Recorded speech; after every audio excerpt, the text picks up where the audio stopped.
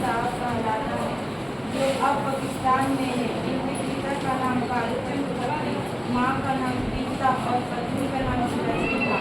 इनके पिता ने इन्हें व्यवसाय में लगाने का बहुत उद्यम किया, किंतु इनका मन भक्ति की ओर अधिक लग गया। इन्होंने हिंदू मुसलमान दोनों को समान धार्मिक उपासना कर दिया। वर्णाश्रम व्यवस्था और कर्मकांड का विरोध करके हिंदू ब्रह्म की भक्ति का प्रचार किया। गुरु नानक ने व्यापक देशाटन किया और मक्का मदीना की यात्रा की। मुगल सम्राट बाबर से भी इनकी भेंट हुई थी। हिंदी में भाषा और खड़ी बोली दोनों जानते हैं। इनके भक्ति और गिरने के पर बहुत मानी थे। इनसे नहीं अपनाई इनके उपदेशों के अंतर्गत उनकी माता संसार की क्षणभंगुरता, ब्रह्मा की सर्वशक्ति नाम जप की महिमा, ईश्वर की सर्वव्यापकता आदि बातें मिलती है। उनकी रचनाएं का संग्रह सिखों का 5वें गुरु अर्जुन देव ने 1640 में किया, जो गुरु ग्रंथ साहिब के नाम से प्रसिद्ध हुआ। गुरु नानक की रचनाएं में रहिरास और सुरीला कहते हैं। इस सन 1529 ईस्वी में इन्होंने वाहिगुरु करते हुए अपने प्राण त्याग किए। ईश्वर के उपासक गुरु नानक पंजाबी में सिद्धार्थ भाषा में रचित इनके पद सरल बच्चे हृदय की भक्ति भावना के उदार है। इन पदों में कबीर की तरफ प्रखर सामाजिक भावना दिखाई पड़ती है। हिंदू धर्म उपासना के कर्मकांड मूलक सांप्रदायिक स्वरूप की आलोचना करके सामाजिक भेदभाव के स्थान पर प्रेम का आधार पर सहस्त्र भाव की प्रतिष्ठा दिखाई पड़ती है। नानक के पद वास्तव में प्रेम एवं भक्ति की प्रभावशाली मदद करती है। यहाँ नानक के ऐसे दो महत्वपूर्ण पद प्रस्तुत हैं। प्रथम पद बाहरी वेशभूषा, पूजा पाठ और कर्मकांड के स्थान पर सर्व सच्चे हृदय से राम नाम कीर्तन पर औला देता है, क्योंकि नाम कीर्तन में सच्चे स्थान पाने देकर व्यक्ति को निष्ठुरमय जीवन के पाठ पहुँचा पाता है। द्वितीय पद में सूक्ष्म में एक समान उदासीन रहते हुए मानसिक दुर्गुणों से ऊपर उठकर अंतःकरण की निर्मलता हासिल करने पर जोर दिया है। संत कबीर की कृपा प्राप्त कर इस पद में गोविंद से एकाकर होने की प्रेरणा देता है।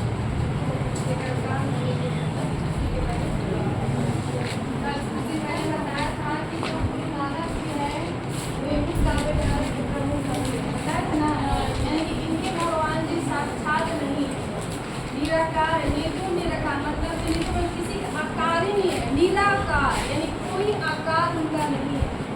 ठीक है, तो सबसे पहले हम जानेंगे कि गुरु नानक जी कहाँ से थे, क्या जन्म स्थान है। तो इनका जन्म 1469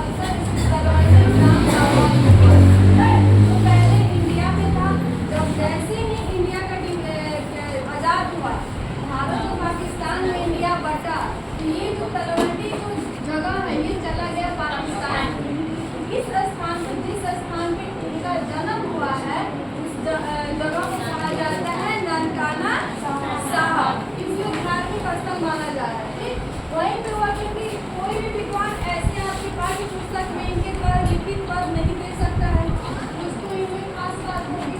तो ये भी अन्य विद्वानों की तरह ये भी इनका जो साहित्यिक दुनिया है वो बहुत ही ब्रॉड है, बहुत ही उन्नत किस्म के साहित्यकार है। इसलिए क्योंकि जैसे कबीर के दोहे प्रचलित है वैसे ही गुरु नानक के दोहे। कबीर के दोहे में डिफरेंस ये है, थोड़ा सा उनको कटाक्ष का भी सामना करना पड़ा। जैसे कुछ वो व्यंग करते थे धार्मिक लेकर, तो उनको लोग बुरी दृष्टि से भी देखते थे, लेकिन इनमें वो चीज़ नहीं दिखता। लिखते ये भी है लेकिन इनका कभी विरोध नहीं हुआ। कबीर जी का कहीं कहीं विरोध हुआ, लेकिन ज्ञान की बातें वो भी करते थे, ज्ञान की बातें ये भी करते हैं। इसलिए निर्गुण काव्य धारा में आपको कबीर जी भी हैं और गुरु नानक जी। इनके माता का नाम हो गया तृप्ता देवी जी थी और पिता जी थे कालूचंद खत्री। इनका विवाह हुआ था आपको इनसे सुलक्षणी के साथ। इनके जो पिताजी थे कालूचंद खत्री जी बहुत ही बड़े बिजनेसमैन थे।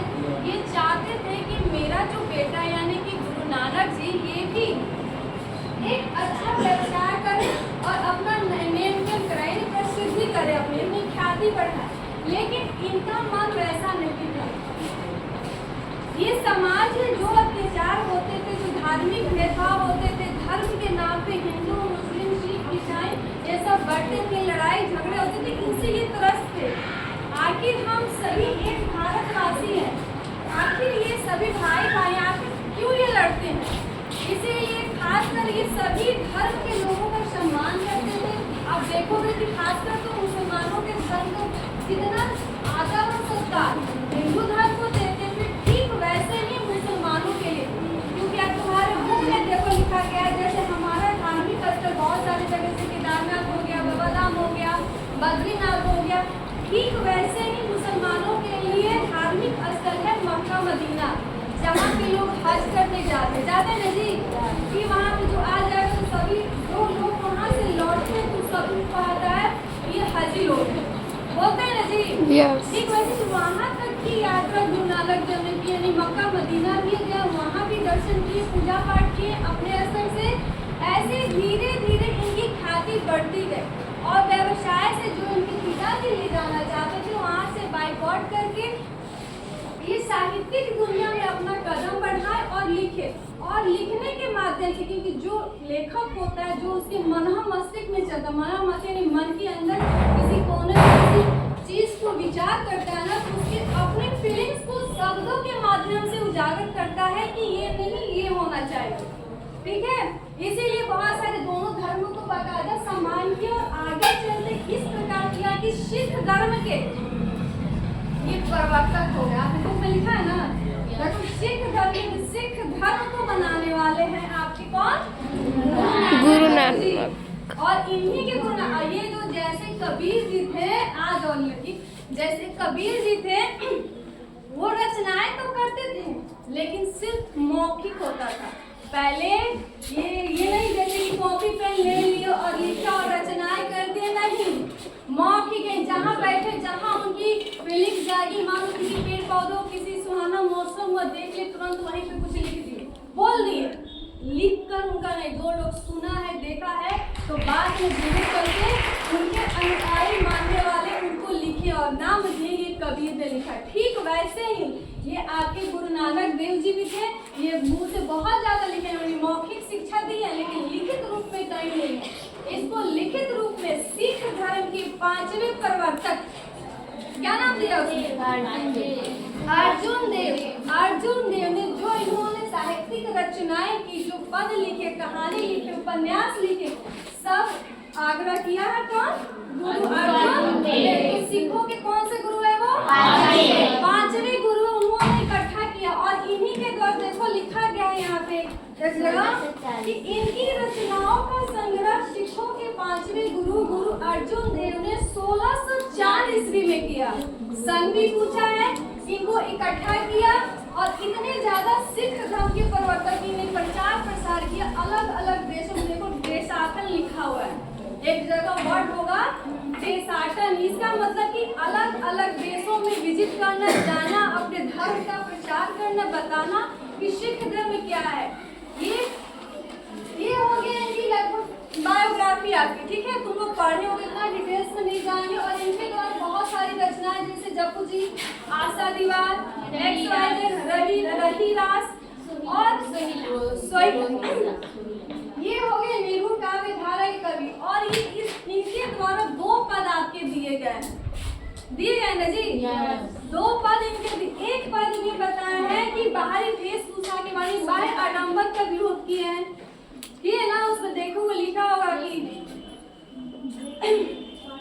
और दूसरे पद में कि एक व्यक्ति को कैसे जीवन यापन करना चाहिए, कैसे अपने मन स्थिति को रखना चाहिए, इसके बारे में उन्होंने बताया है।